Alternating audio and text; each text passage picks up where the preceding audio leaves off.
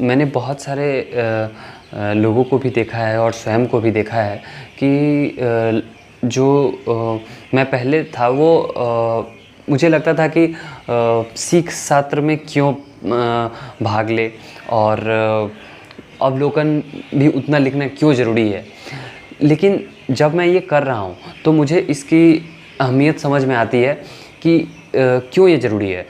क्योंकि जब तक मैं अपने बारे में अपने से कुछ लिखूँगा नहीं, कुछ बोलूँगा नहीं, तब तक मुझे अपने बारे में पता नहीं चल पाएगा कि मैं आखिर क्या सोच रहा हूँ, मैं क्या सीख भी रहा हूँ या नहीं। जब मैं सत्र सुनता हूँ या फिर जब मैं कोई पुस्तक पढ़ता हूँ तो एक समय के लिए तो दिमाग में लगता है कि हाँ ये सब मैंने सीख लिया, लेकिन क्या मैंने वास्तव में उसे सीखा है या नहीं, उसे खुद से बोलकर, उसे खुद से लिखकर या फिर अवलोकन से पता चल पाएगा कि जब वैसी कभी कुछ परिस्थिति आती है तो मेरा रिएक्शन कैसा होता है, प्रत्युत्तर कैसा होता है वैसे क्षण में। तब तक वो मुझे नहीं पता चल पाएगा जब तक मैं उसे फिर से देखूँ नहीं, लिखूँ नहीं और समझूँ नहीं। आमतौर पर जो है वो मैंने भी ऐसा देखा है कि मेरे जो है वो परिवार में या फिर मेरे जो दोस्त रिश्तेदार हैं तो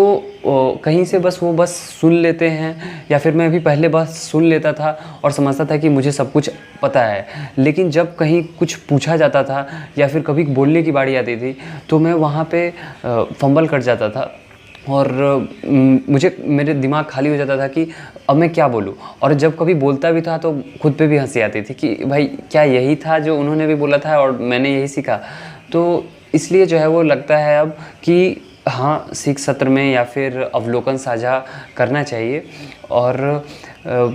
दूसरों की उतना ज़्यादा परवाह नहीं करनी चाहिए कि लोग क्या सोचेंगे।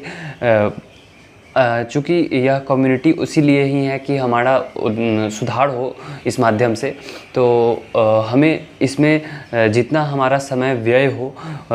वह हमारी प्रोडक्टिविटी को ही बढ़ाएगा और जो हमारा अहम है उसे आत्मा की ओर बढ़ाने के लिए इसका प्रयास होगा। तो अहम का डिसोल्यूशन ज़रूरी है और शायद इस चीज़ में जो है वो जो एक्टिविटीज़ पोस्ट की जाती हैं या फिर जो हमें सीख सत्र में बोलने को बोला जाता है वो सभी जो है वो करना ज़रूरी है। तो इसलिए मुझे लगता है कि हमें ये सब में भाग लेना चाहिए और हमें करना चाहिए।